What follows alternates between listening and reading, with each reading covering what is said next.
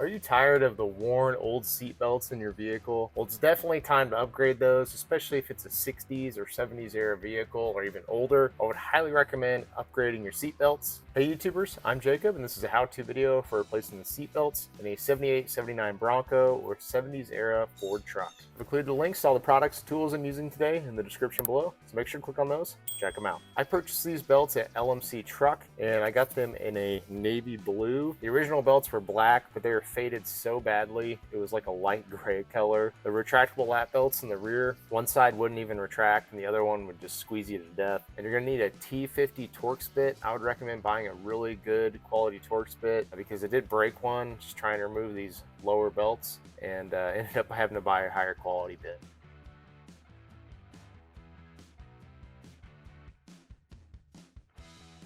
Start off by pulling back the carpet.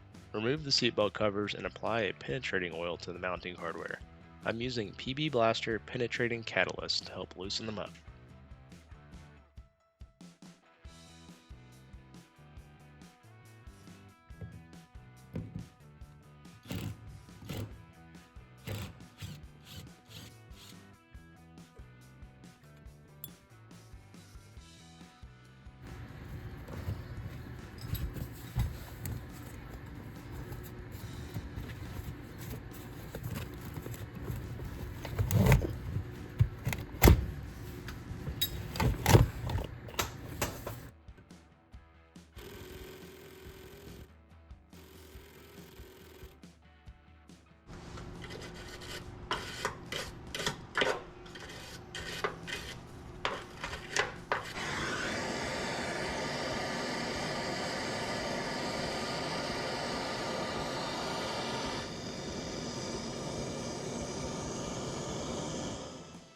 It's a good idea to have a fire extinguisher nearby when using a map torch. The plastic bolt covers were starting to melt when doing this. Also make sure the carpet is clear of the bolt. All right. Woo!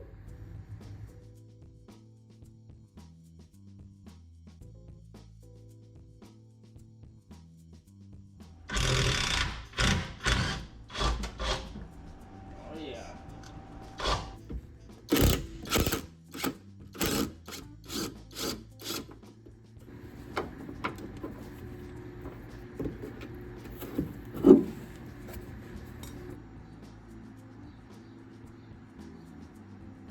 Okay, I'm going to reuse the existing hardware on the upper portions and in the middle since I had the least amount of trouble removing those. And then I'm going to use the new grade 8 hardware on the lower areas where I had to heat the bolts up. I'm going to tighten it up.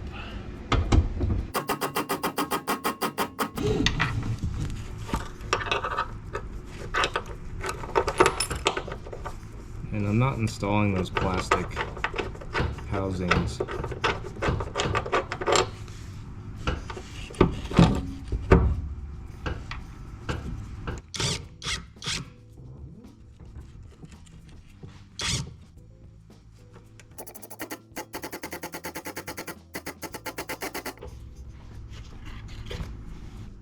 Feed the middle belt through the plastic slots in the seats, then down in the mounting hole. It's easiest if the bench seat is in the forward position for better access.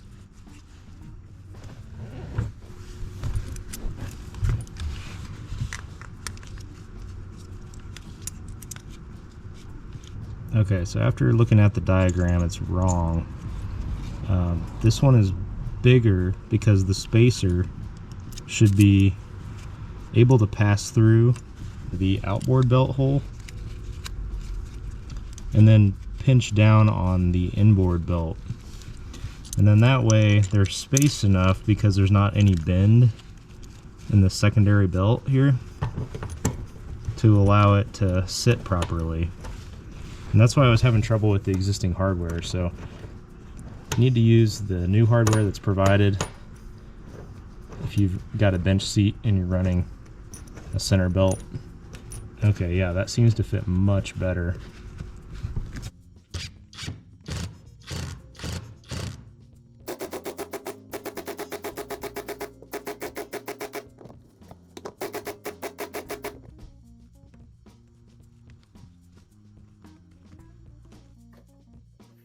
When you test your belts, make sure to lean or sit forward quickly to make sure the belt engages and stops your movement.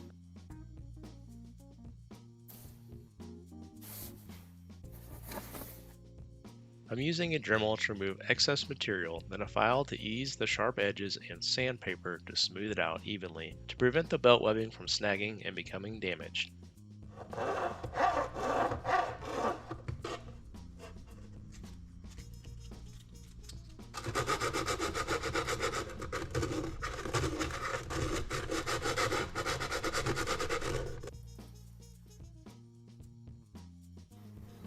I'm going to start off by removing all of these screws, holding this bottom piece on. That should help me have more room to get the belts up in the middle.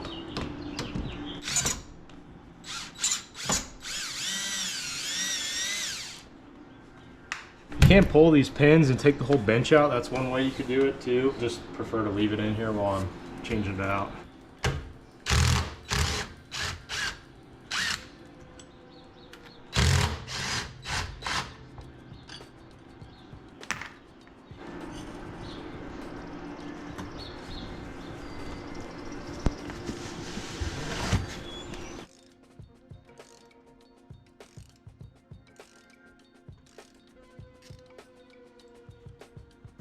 Alright, so to get these center buckles out that wrap, it's easiest to feed them out through the front and just kind of pull and work it out.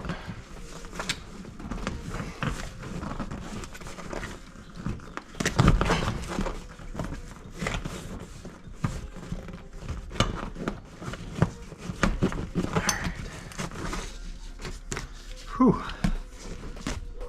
Oh, those are tough. Nobody makes direct replacement belts for these Broncos, so we'll have to go with a universal system, and I bought these at LMC Truck. And what I'm going to have to do is, as you can see, there's no plastic housing on the old one here. Plastic housing is great because then it won't just retract back behind the seat and disappear into the seat. But part of the problem is because this is straight, it doesn't want to be installed on the fold and tumble seat. So what I'm going to have to do is, I already went ahead and installed this without the cover just to make sure everything works. It will in fact need the cover because it helps guide the belt in evenly so it doesn't get bound up. So I'm going to cut this off probably just right below these lines here and clean it up nice and smooth with a Dremel just to make sure there's no sharp edge on this plastic before I install it. All right, so I used a straight edge to mark my cut line here. I want to leave just a little bit of room to help guide the belt in, and then that'll also allow me some room to get kind of a beveled edge like this, make sure it's smooth and it's not going to degrade the seat belt over time.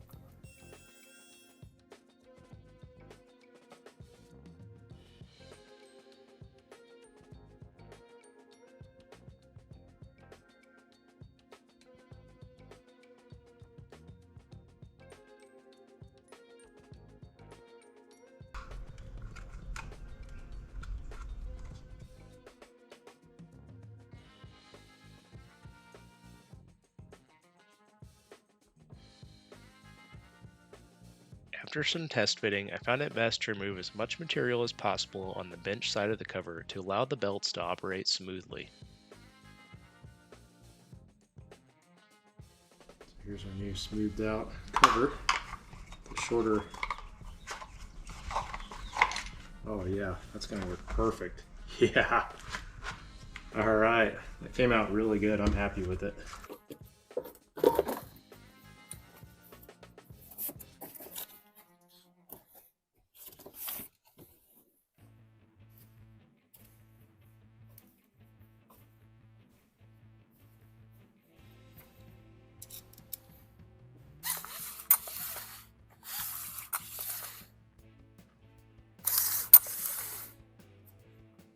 All right, they seem to operate really well in there.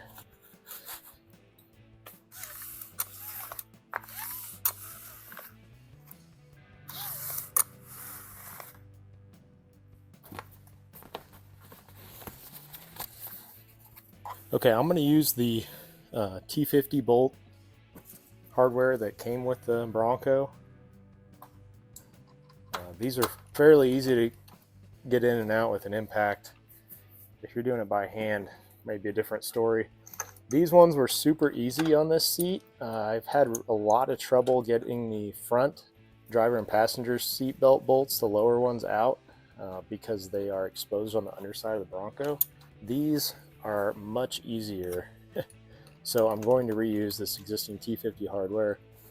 Try and keep them as straight as possible here when I tighten this down.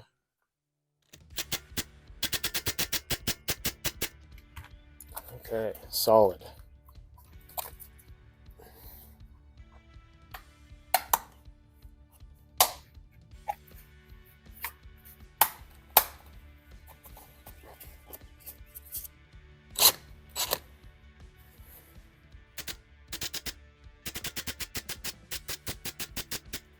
Okay, just have the one outside one to change here, and I still need to put the sleeves on.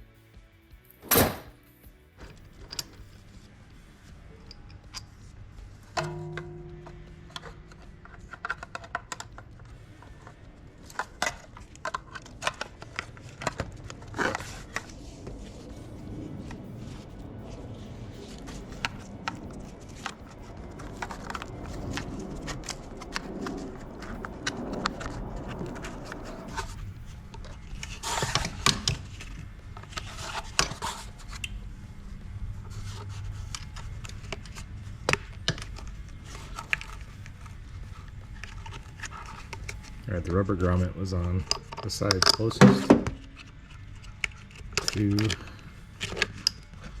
seat.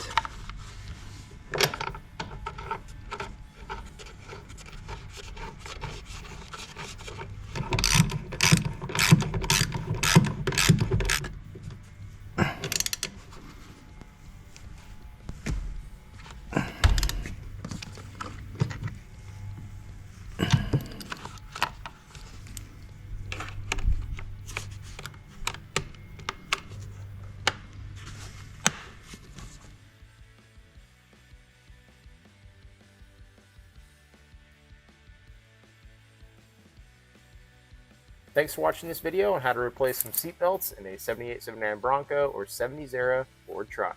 Don't forget, I posted the links to all the products and tools I'm using today in the description below, so make sure to click on those and check them out.